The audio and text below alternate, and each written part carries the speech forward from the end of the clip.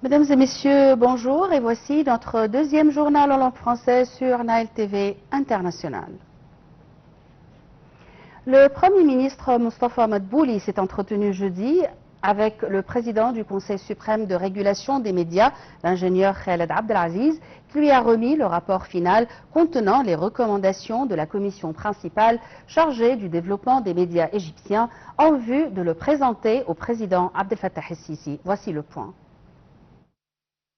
Le Premier ministre Moustapha Madbouli a salué les efforts déployés par les membres de la commission principale chargée du développement des médias égyptiens, la richesse des discussions menées au sein de 8 sous-commissions ainsi que l'engagement des membres à assister régulièrement aux réunions, à participer activement au débat, à exprimer leurs opinions, à proposer des visions et à formuler des recommandations. Madbouli a souligné l'importance qu'il accorde aux conclusions et recommandations de cette commission majeure, constituée sur instruction du chef de l'État et regroupant plusieurs figures emblématiques et diversifiées du paysage médiatique. La commission a œuvré au cours de la période écoulée à l'élaboration de visions et de propositions visant à contribuer au développement des médias égyptiens et à renforcer leur rôle et leur influence. De son côté, l'ingénieur Khaled Abdelaziz a affirmé qu'avec l'achèvement de ce rapport final, la commission de développement des médias égyptiens a accompli sa mission après plus de 175 heures de travail marquées par l'examen de nombreux documents de travail. Il a souligné l'engagement de tous les membres des 8 sous-commissions à la mission qui leur a été confiée, qu'il s'agisse du diagnostic de la situation actuelle des médias égyptiens, de la mise en lumière des défis auxquels ils sont confrontés ou encore de la proposition de solutions et des visions relatives à ce dossier. Il a également présenté les détails de la série de réunions et des travaux des sous-commissions visant à élaborer une feuille de route globale pour le développement des médias égyptiens en s'appuyant sur les expertises et compétences disponibles. Il a enfin présenté les principales propositions et orientations figurant dans le rapport final visant à développer le système médiatique égyptien dans l'ensemble de ses secteurs.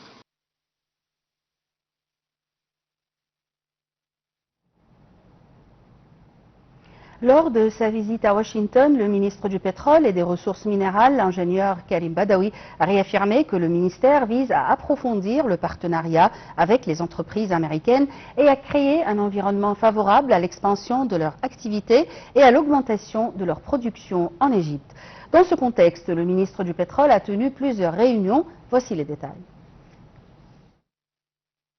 Le ministre du Pétrole et des Ressources minérales, l'ingénieur Karim Badawi, a tenu une large réunion de table ronde au siège de la Chambre de commerce américaine avec des représentants du milieu des affaires américaines issus des entreprises de pétrole et d'énergie. Cette rencontre s'inscrit dans le cadre des efforts continus du ministère visant à renforcer les partenariats et à attirer de nouveaux investissements dans le secteur.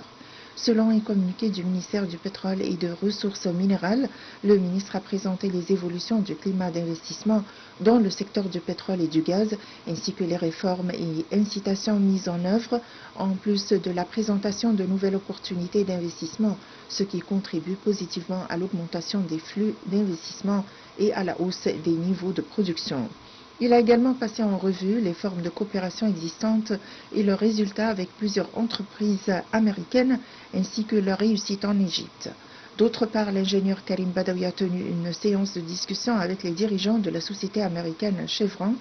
afin de suivre l'état de la coopération en cours et de renforcer la coordination entre les équipes de travail des deux parties en vue de finaliser les procédures liées aux accords techniques et commerciaux concernant le raccordement du projet du champ chypriote Aphrodite aux infrastructures égyptiennes, ce qui permettra d'accélérer les étapes de mise en œuvre. Les discussions ont souligné l'importance de la poursuite de la coordination avec la partie chypriote, afin de soutenir les étapes de mise en œuvre, tout en réaffirmant le rôle central de l'Égypte en tant que hub régional de l'énergie, ainsi que l'importance stratégique de ces infrastructures.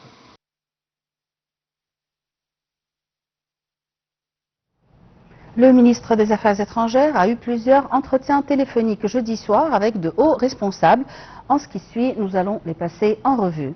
Le chef de la diplomatie a indiqué espérer voir les États-Unis et l'Iran parvenir à un accord consensuel répondant aux préoccupations de l'ensemble des parties, contribuant à épargner à la région de nouvelles tensions et à servir les aspirations des peuples de la région en matière de stabilité et de développement. Il s'est exprimé lors d'un appel téléphonique avec le directeur général de l'Agence internationale de l'énergie, AIEA, Raphaël Grossi. Les deux parties ont examiné les évolutions du dossier nucléaire iranien ainsi que les efforts visant à réduire l'escalade dans la région. L'entretien a porté sur les initiatives déployées pour contenir la montée des tensions régionales et favoriser l'apaisement. Le ministre des Affaires étrangères a passé en revue les contacts intensifs qu'il a menés ces dernières semaines sur l'instruction du président de la République en vue de relancer le dialogue entre les États-Unis et l'Iran afin de traiter les préoccupations liées au dossier nucléaire iranien.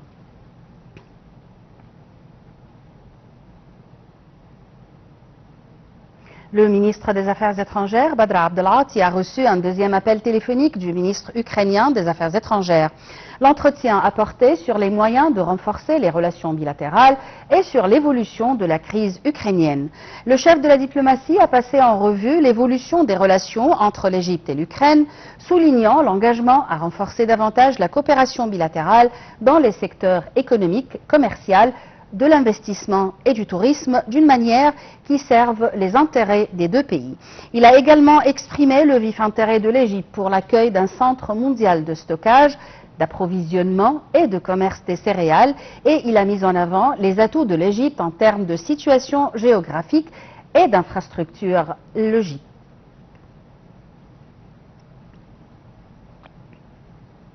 Le ministre des Affaires étrangères, Badr Abdelghati, s'est aussi entretenu par téléphone avec son homologue britannique, Mme Yvette Cooper, dans le cadre de leurs consultations régulières visant à discuter des moyens de renforcer les relations bilatérales et à échanger des points de vue sur l'actualité régionale.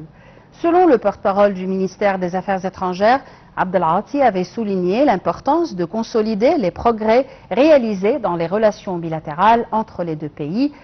de les élargir à de nouveaux horizons dans divers domaines politiques, économiques et commerciaux et d'accroître le volume des investissements britanniques en Égypte dans les années à venir compte tenu de l'amélioration du climat des investissements en Égypte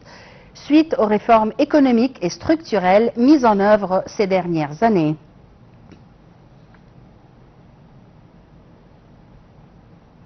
Le ministre des Affaires étrangères, Badr Abdelghati, s'est rendu jeudi soir dans la capitale slovène, Ljubljana, qui accueille la réunion ministérielle du groupe de contact arabo-islamique sur Gaza. Cette participation s'inscrit dans le cadre des efforts conjoints visant à consolider la stabilité dans la bande de Gaza. La réunion devrait examiner les moyens de soutenir la mise en œuvre des engagements de la deuxième phase du plan du président américain.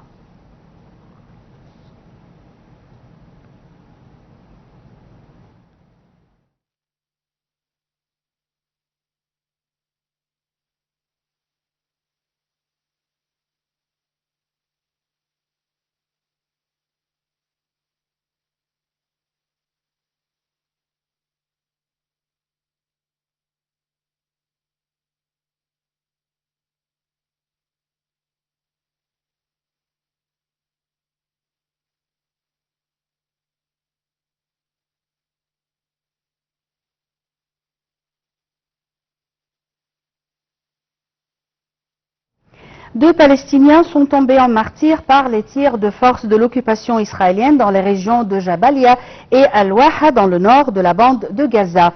Par ailleurs, les forces de l'occupation israélienne ont visé l'est de Deir el-Balah au centre de Gaza par des tirs de l'artillerie tandis que des opérations de démolition ont touché des bâtiments résidentiels dans diverses zones de Gaza. Parallèlement, les hélicoptères de l'aviation israélienne ont repris leur survol en même temps que des bombardements et des tirs israéliens provenant des véhicules militaires déployés dans cette zone.